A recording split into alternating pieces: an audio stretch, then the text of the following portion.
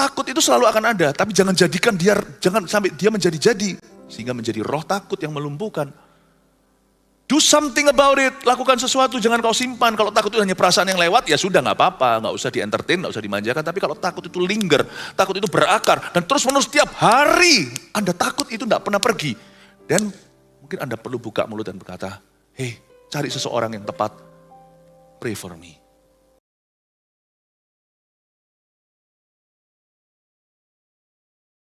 Kau dimuliakan di sini Tuhan, dan di atas muka bumi, Kau juga dimuliakan, ditinggikan atas segala sesuatu yang terjadi, ya Tuhan, di dalam hidup kami. Kau mulia atas bangsa dan negeri ini. Kami pakai waktu ini sebelum kami mendengar firman untuk berseru kepadamu bagi para korban banjir di Sumatera. Tuhan, Aba berdoa supaya tidak ada bencana susulan. Kami minta Kau luputkan, ampuni dosa bangsa dan negeri kami. Dan biarkan Tuhan kasih setiamu Kau nyatakan. Kau beri hikmat terus Tuhan pada pemerintah, masyarakat, dan gereja. Ya Tuhan Yesus, untuk bisa bersama-sama menanggulangi aftermath ya Tuhan, efeknya setelah bencana ini. Kau urapi MSP Tuhan di setiap kota, khususnya di kota-kota di Sumatera. Bapa, terima kasih. Urapi kami semuanya untuk mendengar firman hari ini. Kau bangun hidup kami di atas dasar yang teguh. Kau ingin kami mengakhiri, menutup tahun ini dalam kemenangan. Berkati pergumulan jemaat, berikan kemenangan yang dari Kristus datangnya. Sembunyikan hamba-Mu di balik salib-Mu, sehingga kata-kata yang keluar dari mulutku menghidupkan dan membangun iman. Dalam nama Yesus, haleluya. Amin, puji Tuhan. Selamat pagi. Hari ini firman ini akan membantu Anda dalam pergumulan hati Anda sepanjang tahun ini. Dan menutup tahun harus dalam spirit kemenangan. Tapi kita tidak menyangkali ada banyak sekali perasaan negatif yang lalu lalang di dalam diri kita. Saya harap pengajaran 5 kali hari ini akan menguatkan Anda.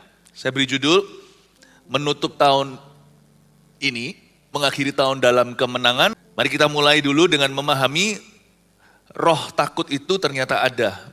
Dan bagaimana kita bisa mengalahkan ketakutan yang melanda hati dan batin kita. Takut dan solusinya, buka sama-sama di Matius pasal yang ke-14 ayat 22 sampai 33. Ini adalah ayat-ayat favorit saya. Karena saya kagum sekali dengan cerita ini, baik dari Tuhan Yesusnya maupun dari Petrusnya. Dan ini cerita selalu menguatkan saya di saat saya takut. Apakah saya bisa takut? Kita semua bisa takut. Tapi kita tidak usah sampai dilumpuhkan oleh roh takut itu. Takut tidak boleh berakar di dalam jiwa kita. Takut kita itu macam-macam pasti. Ada orang takut itu, ada orang takut ini. Jadi lumrah. Rasa takut yang sehat adalah takut akan Allah. Takut melukai Tuhan itu bukanlah roh takut. Itu adalah takut karena cinta. Yang begitu membuat kita menjauhi kejahatan, menjauhi dosa. Takut melukai keluarga kita, takut melukai anak, takut melukai istri atau suami. Jadi kita jaga pernikahan itu dalam kekudusan. Yang takut seperti itu bukanlah sesuatu yang buruk. Tapi takut yang ini adalah takut yang melumpuhkan. Takut yang menimbulkan kecemasan. Nah, yang itu harus kita waspadai, karena semua ini yang saya sebutkan yang negatif ini melumpuhkan kita dan membunuh setiap potensi kita. Membuat kita tidak bisa melihat Tuhan di dalam badai kehidupan. Kita baca dulu ayat 22 sampai ayat 33. Yesus berjalan di atas air. Sesudah itu Yesus segera memerintahkan murid-muridnya naik ke perahu dan mendahulunya ke seberang. Sementara itu ia menyuruh orang banyak pulang. Dan setelah orang banyak itu disuruhnya pulang, Yesus naik ke atas bukit untuk berdoa seorang diri. Ketika hari sudah malam, ia sendirian di situ. Perahu murid-muridnya sudah beberapa mil jauhnya dari pantai dan diombang-ambingkan gelombang karena angin sakal. Kira-kira jam 3 malam, datanglah Yesus kepada mereka berjalan di atas air. Ketika murid-muridnya melihat dia berjalan di atas air, mereka terkejut dan berseru, itu hantu. Lalu berteriak-teriak karena takut. Tapi segera Yesus berkata kepada mereka, tenanglah, aku ini, jangan takut. Lalu Petrus berseru dan menjawab dia, Tuhan, apabila engkau itu, suruhlah aku datang kepadamu berjalan di atas air. Kata Yesus, datanglah. Maka Petrus turun dari perahu dan berjalan di atas air mendapatkan Yesus. Tetapi ketika dirasanya tiupan angin, takutlah ia dan mulai tenggelam, lalu berteriak, Tuhan, tolonglah aku. Segera Yesus mengulurkan tangannya, memegang dia dan berkata, hai orang yang kurang percaya, mengapa engkau bimbang? Lalu mereka naik ke perahu dan angin pun redalah. Dan orang-orang yang ada di perahu menyembah dia, katanya, sesungguhnya engkau anak Allah. Takut dan solusinya. Ayat 22, sesudah itu Yesus memerintahkan murid-muridnya naik ke perahu. Itu adalah latar belakang cerita ini. Mereka disuruh mendahului Yesus ke seberang, sementara itu ia menyuruh orang banyak pulang. Rasa takut itu bisa dimulai karena kita merasa Tuhan gak ada dalam pergumulan kita. Murid-murid kan disuruh mendahuluinya, pergi dulu. Jadi Yesus tidak bersama dengan mereka, Yesus tidak di situ. Iman kita semua itu masih kekanak-kanakan. Mungkin kita secara usia sudah dewasa, tetapi tidak secara rohani. Coba Anda lihat kalau anak kecil itu, lihat mamanya keluar ruangan dia langsung nangis, padahal mamanya gak hilang. Tapi bagi dia, kalau mama tidak ada di ruang kaca dan mata saya, mama saya gak ada. Kita merasa kalau Tuhan tidak bertindak, beraksi, memberi mujizat, memberi jawaban seketika, Tuhan kita itu absen. His silence, rasa tenang atau diamnya Tuhan tidak sama dengan dia menolakmu. Kalau Tuhan masih diam, bukan berarti Tuhan tidak pedulikan. Mungkin secara usia kita sudah opa-opa, secara usia sudah papa mama, tetapi secara rohani masih orok dan bayi. Which is okay. Saya tidak menghakimi Anda kalau Anda masih bayi rohani, tapi jangan stay that way. Jangan terus begitu. Ambillah pergumulan hidup itu sebagai batu lompatan, bukan sebagai batu sandungan. Jadikan itu batu tumpuan untuk kita bertumbuh dalam Tuhan. Tuhan, kali ini aku akan menghadapinya dengan beda. Biasanya aku takut, panik sendiri, serangan fajar, tapi kali ini aku mau tenang Tuhan. Karena aku tahu dengan iman, bukan dengan perasaan maupun penglihatan. Engkau ada di hidupku. Aku Kristen bukan, aku ini anakmu. Saya menolak semua pemikiran kalau Tuhan tidak peduli. Karena waktu Yesus tidak pergi bersama mereka, di situ mereka ketakutan nantinya. Sebelum ada masalah, fine-fine saja. Tapi waktu mereka dihadapkan dengan sebuah situasi, yaitu badai taufan, mereka ketakutan. Apalagi kalau kita merasa Yesus ada di belakang kita. Yesus ini kok terbelakang ya dalam kasusku. Mana katanya Tuhan? Kenapa Tuhan izinkan? Kenapa Tuhan mencobai aku? Apalagi kalau mulut kita berubah jadi kurang ajar sama Bapa segala roh. Sama papa mama kita aja kita gak boleh lancang loh mulut kita. Kita sama papa mama aja kita gak berani berkata, papa kok jahat, mama kok jahat, gak berani. Setelah kita dewasa, kita itu tahu diri, kita itu sekarang yang harus berbakti. Jadi kita gak nuntut lagi. Tapi kalau Tuhan yang maha tua, yang dituakan itu, kok kenapa kita berani lancang ya? Aku kecewa sama Tuhan. Tuhan kok izinkan ini? Kenapa aku dikasih penyakit? Jangan kau sesat. Semua yang baik datang dari Bapa terang. Tuhan tidak mencobai siapa-siapa dan Tuhan tidak dicobai oleh apapun. Kalau kita sakit, kalau kita menderita, kalau kita masuk dalam pencobaan, kalau kita mengalami malapetaka, justru gandenglah Tuhan. Justru rendah hati dan berkata, Bapa, tolong aku. Tidak boleh lancang. Karena kalau kita lakukan itu nanti kita berdosa malahan loh. Kita menderita kok malah berdosa. Menderita itu bukannya harus justru semakin berserah kepada Tuhan. Kita merasa Yesus di belakang. Yesus terbelakanglah dalam kasusku. Mana Yesus itu?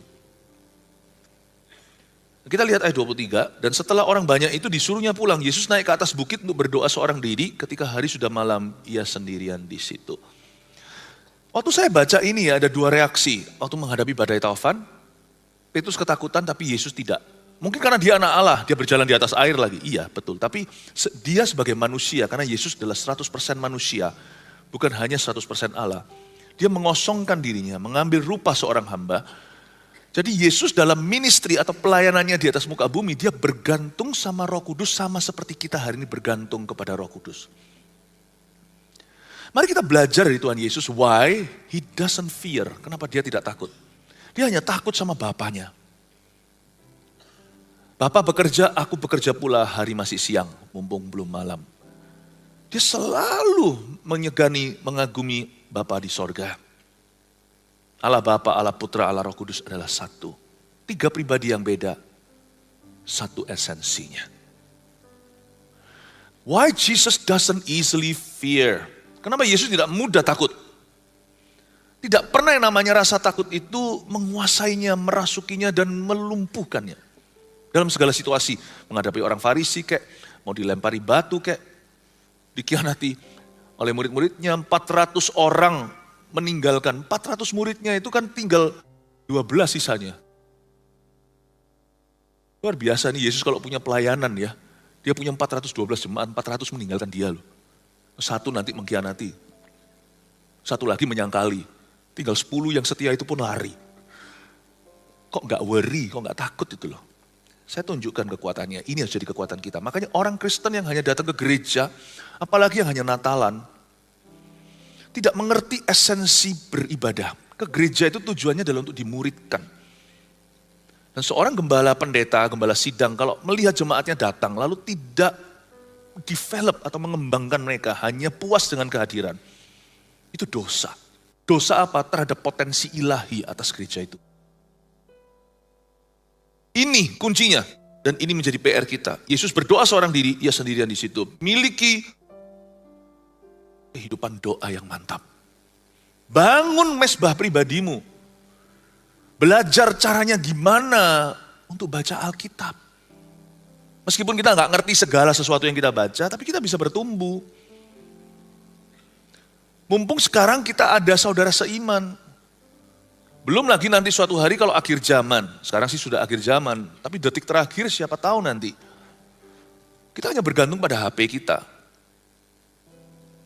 Dan kalau nanti suatu hari, ini saya bukan mau takut-takuti. HP itu suatu hari, kalau Alkitab itu nanti dikuasai bukan oleh orang beriman. Misalnya dahulu ada label, enggak usah saya sebut namanya, label musik. Itu dulu CEO-nya, semuanya direksinya itu orang-orang takut akan Tuhan, lalu dibeli akuisisi oleh perusahaan yang sekuler. Gimana kalau lirik-liriknya diganti? Saya mengucap syukur saya masih punya buku-buku Alkitab, bukan tidak kebanyakan, saya tidak mengkoleksi, saya membacanya soalnya, jadi secukupnya. Saya punya beberapa Alkitab yang saya tidak berhalakan dewakan, tapi saya baca, sehingga nanti lu mau gonta-ganti kayak di aplikasi suatu hari, saya ngerti something is off kalau saya baca nanti suatu hari di HP, ini kok nggak tepat ya. Saya bertumbuh dalam pengenalan dan pengetahuan yang benar akan firman dalam gereja. Mumpung masih ada guru, mumpung masih ada gembala, belajar gimana berdoa. Aku belum terima bahasa roh, jangan anti karena itu ada di Alkitab. Kalau Anda berada di gereja yang percaya karunia-karunia Allah, Roh Kudus itu ada, mintalah. 1 Korintus 14, inginkan karunia-karunia itu. Karena itu membangun kehidupan doamu. Masih ada orang yang mengingatkan, ayo berdoa, jangan selalu jadi pasien. Ada waktunya ketika kita dewasa rohani, kita yang mengingatkan rekan kita. Ayo jangan lupa ya, jangan bolong-bolong saat teduh. Bangun kehidupan doamu Bapak Ibu. Bangun kehidupan rohanimu. Supaya apa? Supaya otot kita kuat. Bukan lemak kita bertambah, tapi protein rohani. Sehingga suatu hari ketika badai menerpa, hidup kita itu sudah ada fondasinya, yaitu batu karang yang teguh. Kalau enggak, kita bangun segala sesuatu, rumah tangga kita, termasuk pernikahan kita, karir kita dibangun di atas dasar pasir. Apapun melanda, banjir tiba, roboh semua, karena tidak berakar. Apapun yang kau bangun semuanya akan tersapu bersih oleh air bah. Karena tidak ada akarnya. Berakarlah dalam Kristus. Mumpung ada gereja yang benar, berakarlah. Selalu menjadi misi kami. Gereja itu bukan hanya memberi makan orang lapar. Itu harus dilakukan. Gereja itu terutama memberi makan rohani karena itu membangun mentalitas orang. Bukan mentality secara positive thinking only, tetapi membangun kehidupan rohani, membangun hubungan orang itu yang kekal dengan Tuhan, yang akan mempengaruhi keputusan orang itu, langkah-langkah hidupnya. Gereja itu tanggung jawabnya besar. Jemaat harus segera meresponi hal-hal seperti ini. Aku mau bertumbuh, aku mau belajar berdoa, aku mau bisa berdoa. Bolehlah minta bantu AI dan segalanya untuk doa Anda. Tapi jangan suruh mereka yang berdoa, saya juga nggak tahu itu siapa yang pegang AI pada ujungnya, pada pangkalnya. Anda sendiri harus bisa berdoa, dibantu nggak apa-apa. Ya, hari ini semua teknologi itu jadikan mereka pembantumu, jangan jadikan mereka pemimpinmu. Pewahyuan itu harus datang straight ke hatimu dari Tuhan. Pengenalan akan Allah, berdoa itu tidak harus fasili dapat. Learn how to pray. Belajar untuk berdoa bagi dirimu sendiri. Belajar berdoa untuk orang lain. Gak usah jauh-jauh misi seluruh dunia. Doain dulu family. Doain dulu temanmu. Belajar doa untuk mereka yang masih terhilang, yang kau kenal di sebelah kiri kananmu. Doa itu powerful, doa itu senjata rohani. Senjata rohani terhadap apa? Terutama terhadap fear, the spirit of fear, terhadap roh ketakutan. Karena orang yang berdoa punya akses ke Tuhan.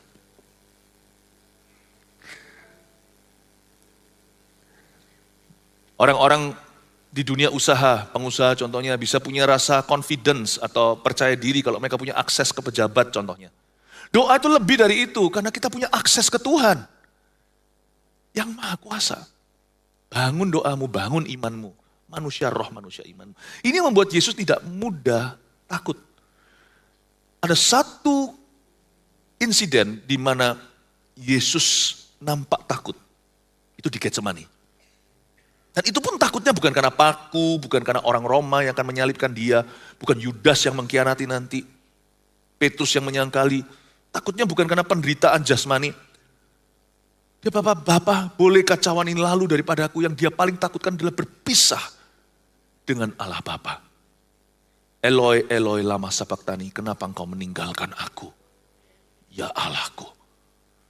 Karena sepanjang sejarah, bahkan sebelum ada sejarah manusia dan dunia, Alfa dan Omega, Allah Bapa, Allah Putra, Roh Kudus adalah satu. Tidak pernah ada jarak.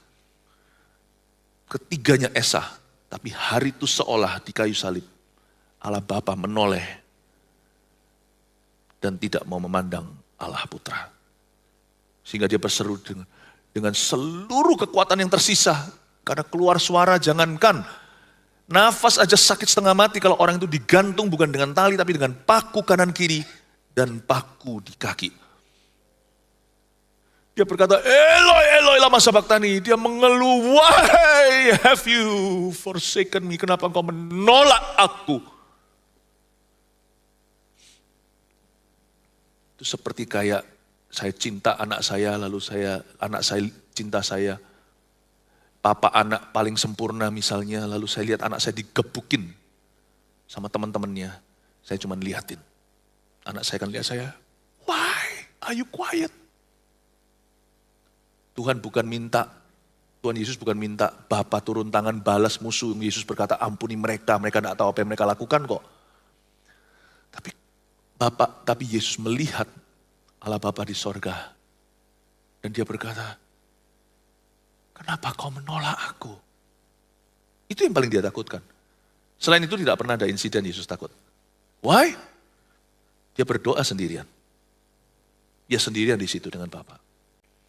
Dia kenal hadirat Bapaknya. Do we know the presence of our God? Kenalkah kita hadirat Tuhan dalam hidup kita? Atau kita hanya terbiasa familiar dengan liturgi? Liturgi tidak akan menolongmu ketika kau dilanda masalah. Kenalkah dirimu hadirat Bapamu? Itu lebih penting. Liturgi itu toolnya, alatnya untuk ke situ.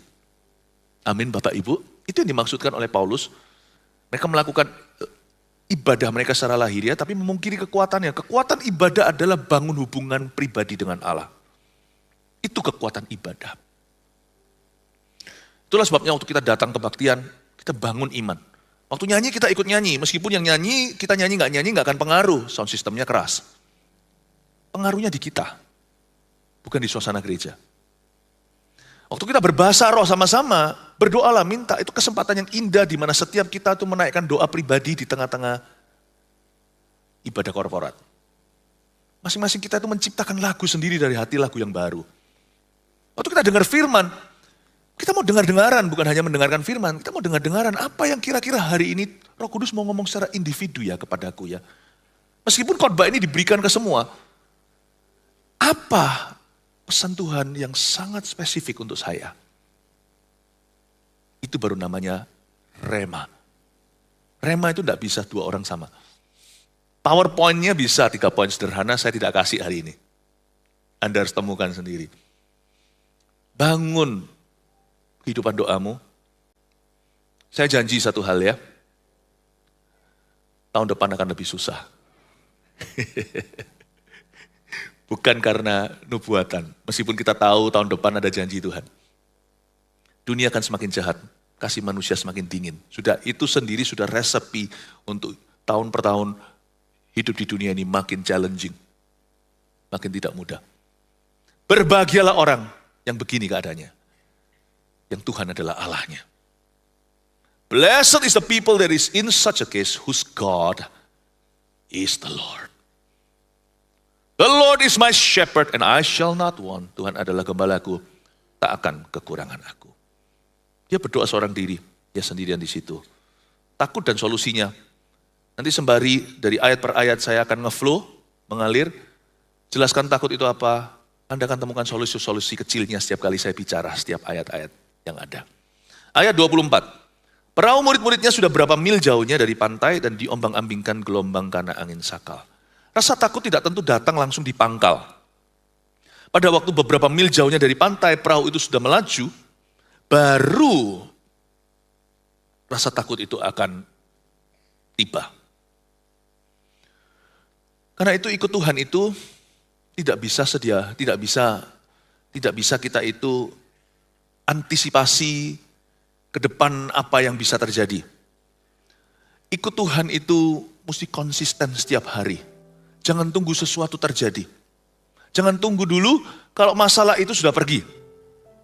Karena kita tahu bahwa Tuhan Yesus itu, jalan dengan Yesus itu adalah privilege atau adalah hak istimewa anak-anak Tuhan. Dan itu juga adalah kewajiban kita. Setelah berapa mil jauhnya dari pantai, mulai gelombang datang karena angin sakal. Beberapa orang pada waktu dia umur 20 dia berapi-api untuk Tuhan. Tapi waktu dia umur 40 sekian dia mengalami midlife crisis atau mengalami krisis paruh baya. Hatinya mulai berkecamuk, mulai diaduk-aduk. Yang dia tidak ready mungkin waktu dia umur 20-an. Ada orang yang sangat-sangat siap.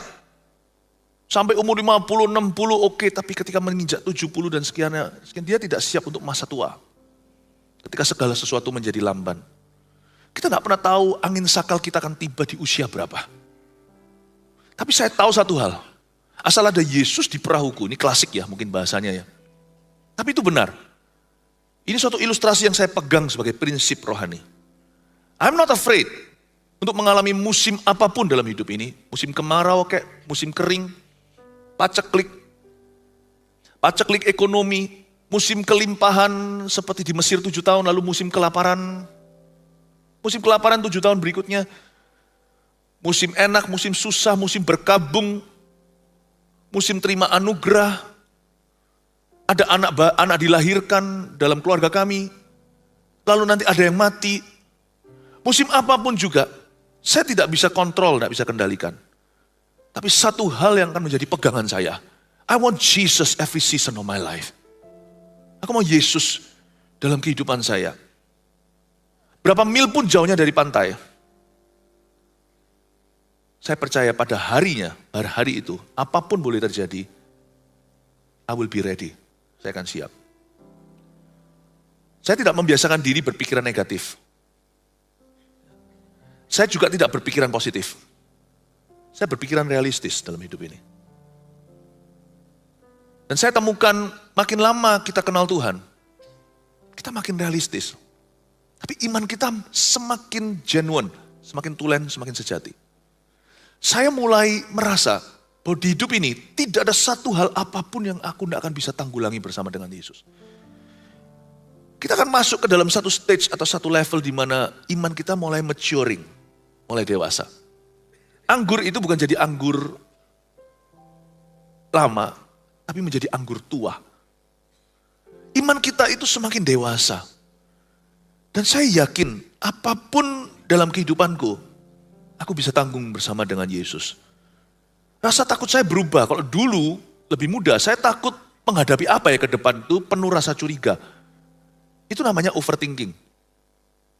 Sekarang semakin dewasa rohani atau kita juga semakin tua secara usia, kita melihat ke depan itu kita tidak bisa tebak realita. Waktu kita masih muda itu kita menjadi orang yang idealis. Makin tua kita akan menjadi semakin realistis. Tetapi orang yang tanpa iman, imannya tidak bertumbuh untuk bisa mengimbangi usianya yang bertambah. Memang orangnya jadi lebih realistis, tapi semakin ateis. Tapi orang yang imannya berkembang, punya hubungan pribadi dengan Tuhan, dan dibangun tenan, dia semakin realistis.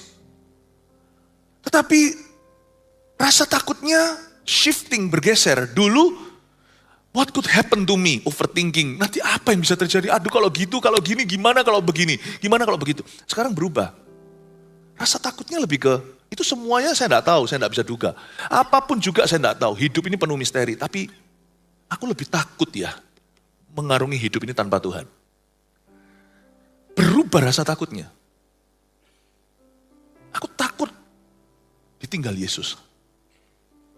Aku takut hidup tanpa Tuhan. Sehingga rasa takut saya akan hal-hal lain dalam hidup ini yang tidak bisa kita antisipasi, nggak bisa kita duga itu jadi menciut, mengecil. Rasa takut ditinggal Tuhan itu lebih gede. Peganglah tanganku Roh Kudus, lagu-lagu itu. Sudah saya nggak mau nyanyi lagi, nanti jadul nanti. Lagu-lagu apa itu? Lagu baru. Anak-anak muda berkata, saya nggak pernah dengar itu lagu lama sebelum mereka dilahirkan. Aku tak berani jalan sendiri karena tanpa rohmu Tuhan. Bapak ibu saudara, maturity comes with a certain fear, a certain type of fear. Kedewasaan iman itu datang dengan satu tipe rasa takut. Takut jauh sama Tuhan. Sehingga rasa takut yang lain itu tidak seberapa akibatnya. Solusi takut adalah gantikan dengan rasa takut yang lain. Banyak orang kira, oh solusi takut adalah dengan berani. Orang nekat itu orang tidak mikir. Orang kayak gitu nanti takut belakangan. No.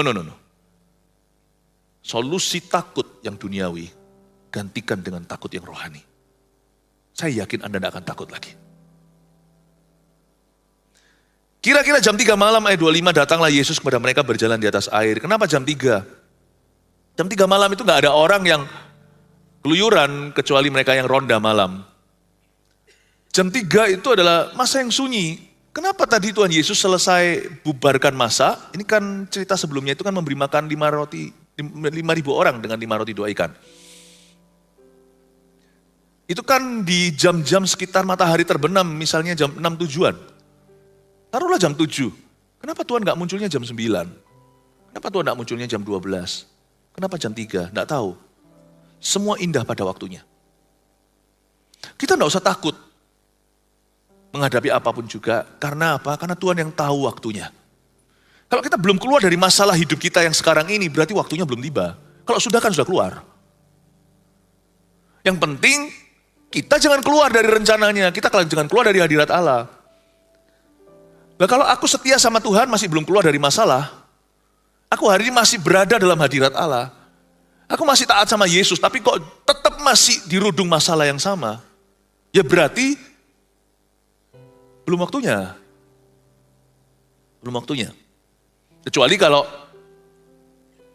saya keluar dari hadirat Tuhan, saya memilih untuk berdosa, saya meninggalkan Tuhan, kepahitan, kecewa dengan kehidupan, jangan-jangan kemarin mestinya waktu Tuhan telah jatuh tempo untuk saya keluar dari masalah itu, tapi sekarang saya tidak keluar karena saya dalam masalah baru, yaitu berdosa kepada Tuhan.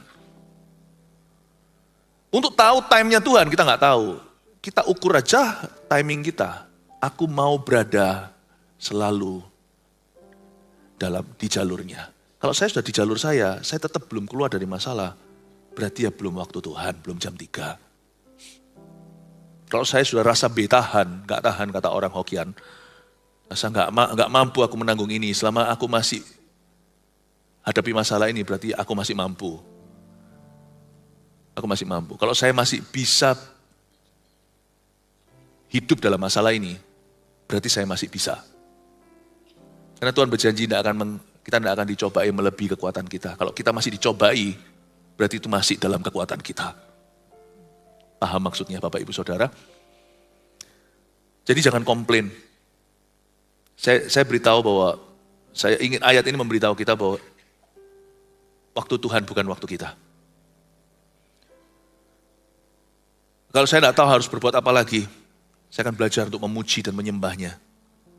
Kalau doa saya sudah notok, tidak bisa lagi tembus apa-apa, saya akan berkata, Lord, you are still good. Ketika semua logika saya sudah tidak bisa main lagi, saya tidak tahu mau mikir gimana lagi, saya akan berkata, God, you are still good. Kau tetap baik. Karena bagi saya memuji menyembah jauh lebih berguna daripada mengeluh dan menggerutu. When you don't know what to do, I cast all my cares upon you.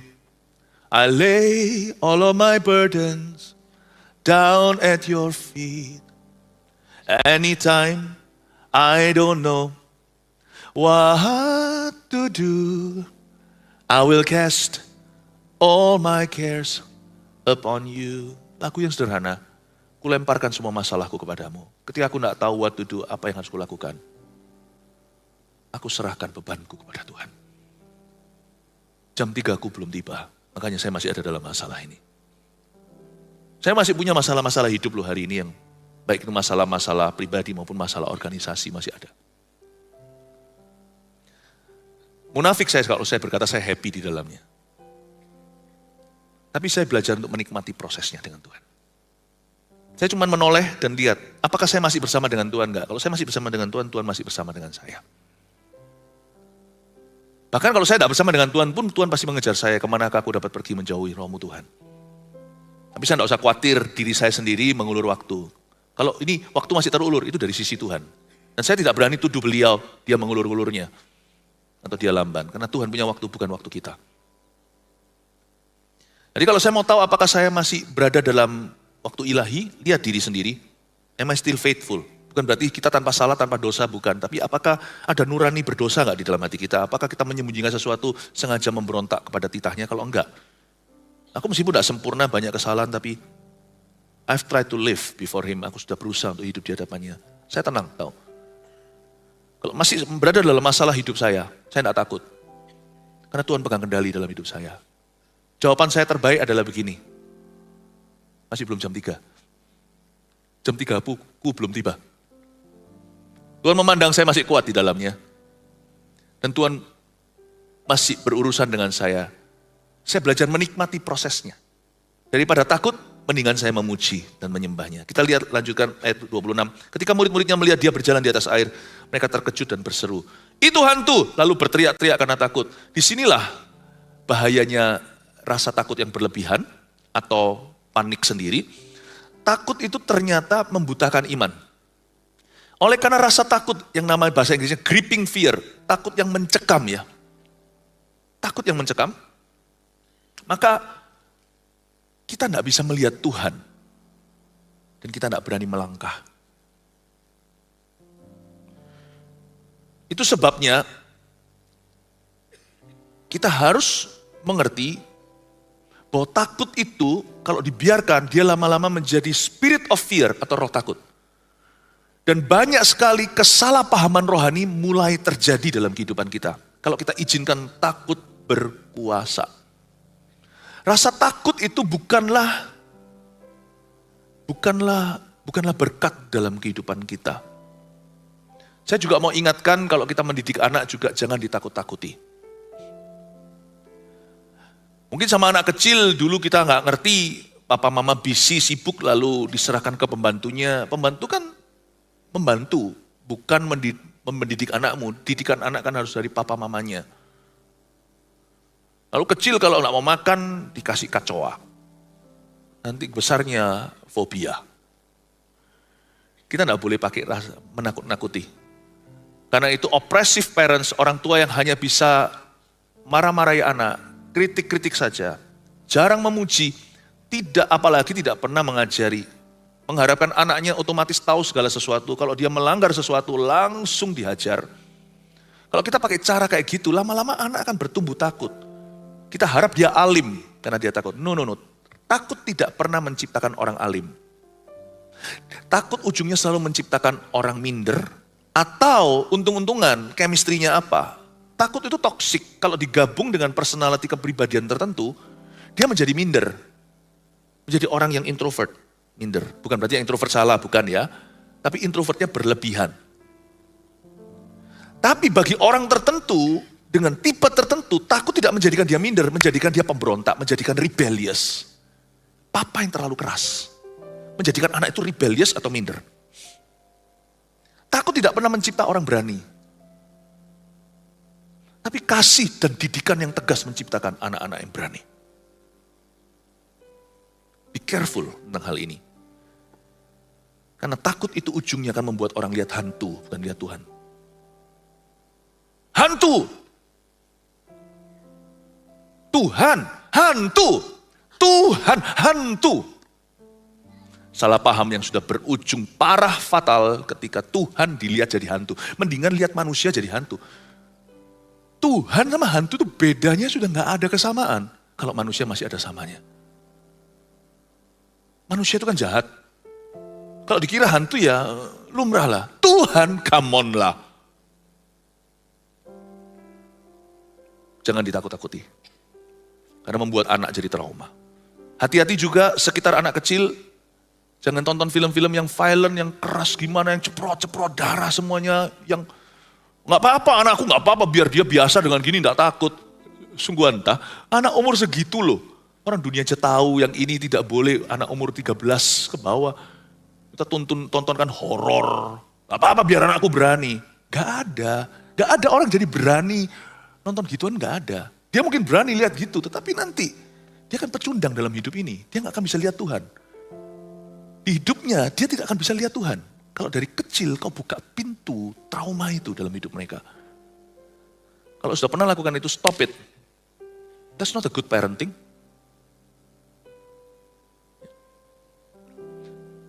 Jadi itu hantu, ini saya anggap serius kalimatnya.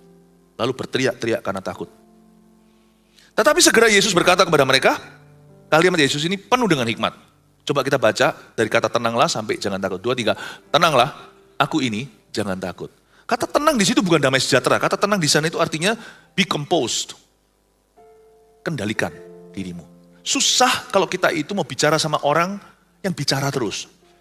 Susah kita itu kasih iman kepada orang yang tidak mau duduk tenang untuk mendengarkan. Karena iman itu timbul dari pendengaran. Ya, kalau kita masih kalap sendiri, percuma. Makanya itu, kalau orang lagi dirudung takut, mendingan duduk di gereja. Takut itu bukan terus dilampiaskan ke alkohol atau ke pesta pora, karena di situ bising. Anda tidak akan bisa tenang. Iman itu ditemukan di tempat tenang itu bukan berarti ke gereja juga gak tenang kan. Kita juga nyanyi-nyanyi, memuji-muji Tuhan, tapi tenang dalam arti kita duduk diam di kaki Tuhan. Be composed, be self-controlled. Kendalikan dirimu. Kalau ada orang ketakutan segalanya gitu misalnya, takut anak jangan dimarahi.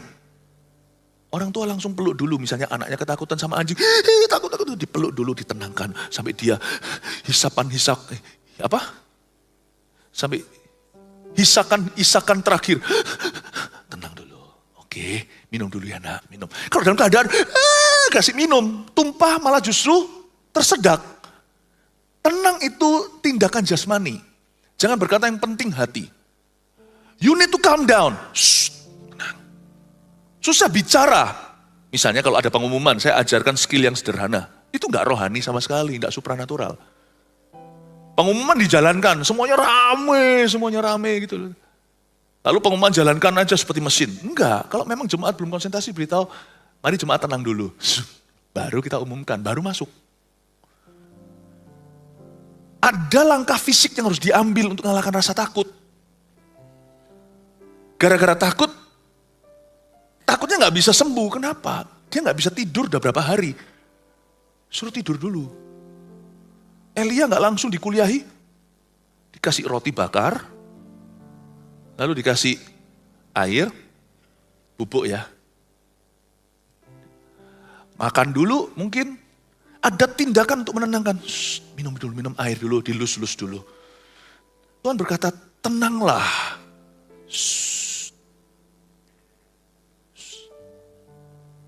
Ada tindakan fisik di dalamnya. Lalu Tuhan berkata, aku ini, look at me.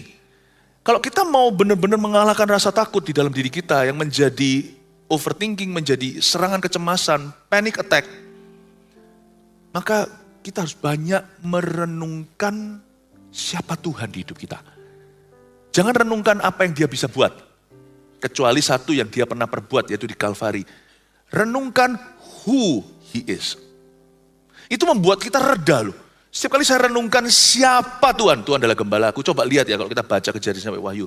Tuhan adalah perisaiku, gunung batuku. Tuhan adalah. Bukan Tuhan akan, tapi Tuhan adalah. Itu membuat Anda jadi reda. Lalu baru setelah itu emosinya mengikuti. Jangan takut. Perasaan itu di level 3 atau di langkah berikutnya. Perasaan itu menyusul. Solusi takut itu bukan rasa tenang dulu. Solusi takut itu adalah merenungkan firman Tuhan. Kita lihat ayat berikutnya. Lalu Petrus berseru dan menjawab dia, Tuhan, apabila engkau itu, suruhlah aku datang kepadamu berjalan di atas air. Kata suruhlah itu adalah perkataan Tuhan. Aku butuh perkataanmu. Aku harus mengalahkan rasa takutku. Aku harus menghadapi rasa cemasku. Suruh aku. Speak, oh Lord. Orang kalau takut gak bisa merenungkan Alkitab itu satu, mungkin seluruh cerita. Beberapa pasal sekaligus. Ketika Anda lagi rasa takut setengah mati, ya, Anda pilih ayat-ayat, mungkin kita hanya bisa mencerna satu ayat demi satu ayat.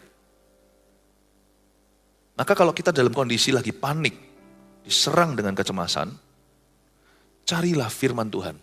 Ayat pun gak apa-apa, gak usah pasal. Cari ayat-ayat seperti banyak ayat-ayat jangan takut seperti ayat-ayat ini.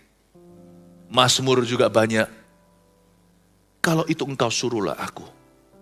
Confess the word. Kalau kita lagi rasa takut ya, baca 2 pasal misalnya ya. 3 pasal langsung sekaligus, mungkin mental. Tapi ada ayat tertentu itu seperti melompat. You are my hiding place. You always fill my heart with songs of deliverance. Whenever I am afraid, I will trust in you. I will trust in you. Let the weak say I am strong in the strength of the Lord. You are my hiding place. Kaulah persembunyianku. Itu ayat jadi lagu loh. You always fill my heart with songs of deliverance. Whenever I am afraid, I will trust in you. Waktu aku takut, aku akan percaya kepadamu. I will trust in you. Aku akan percaya kepadamu, biar yang lemah berkata aku kuat. Let the weak say, I am strong. In the strength of my God, I will trust in you. Bahkan dipermudah, ada ayat yang jadi lagu. Ayat seperti itu di Mazmur, waktu aku takut, aku percaya kepadamu. Whenever I am afraid, kapanpun aku ketakutan, aku akan percaya kepadamu. Ucapkan itu, dan itu akan membuatmu tenang dan merenungkan siapa dia dalam kehidupanmu. Kata Yesus, datanglah, maka Petrus turun dari perahu dan berjalan di atas air mendapatkan Yesus. Tetapi ketika dirasanya tiupan angin, takutlah ia dan mulai tenggelam. Lalu berteriak, Tuhan, tolonglah aku. Lihat ini ayat 30. Waktu dia rasakan tiupan angin, Petrus lumpuh. Jangan lupa loh, dia ini nelayan, bisa renang. Ngerti saya, itu lagi badai, tidak mudah. Tetapi khusus seperti nelayan atau Navy SEAL, seperti orang-orang seperti angkatan laut, pasti mereka bisa berenang dengan air yang berombak. Tapi Petrus tidak bisa berenang, kaku membeku, dia mulai tenggelam. Itulah rasa takut. Dia membuat orang yang kuat juga jadi lumpuh. Membunuh semua potensinya. Itu yang disebut dengan gripping fear. Grip itu dalam bahasa Inggrisnya artinya mencekam, mencengkeram. Seperti kalau kita sudah dicengkeram itu mati kita. Sudah rasanya sudah despair, putus asa. Kalau nggak tahu, nggak bisa lihat masa depan lagi. Di situ dia mulai tenggelam. Tapi waktu dia tenggelam, dia berteriak. Petrus seorang rasul murid Yesus. Berteriak, dia nggak malu minta tolong. Tuhan tolonglah saya. Segera Yesus mengulurkan tangannya ayat 31 dan memegang dia. Meskipun Yesus tegur dia. Kenapa kamu kurang percaya? Tapi Yesus bawa dia naik ke perahu dan angin pun reda. Ayat 32. You see, waktu Anda takut, solusinya gini. Jangan merasa diri heroik. Aku pasti bisa kalahkan ini sendiri. Minta tolong sama orang lain. Petrus loh ini. Rasul yang nantinya bayang-bayangnya menyembuhkan. By this time, dia juga sudah murid Yesus yang disebut sebagai salah satu daripada rasul anak domba. Tapi dia tetap mencari pertolongan di luar dirinya. Meskipun kali ini adalah Yesus, tapi patronnya bisa kita contoh. Berani minta tolong. Tidak perlu malu untuk mengakui, aku lagi takut. Aku takut ini terjadi, aku kena sakit, aku takut.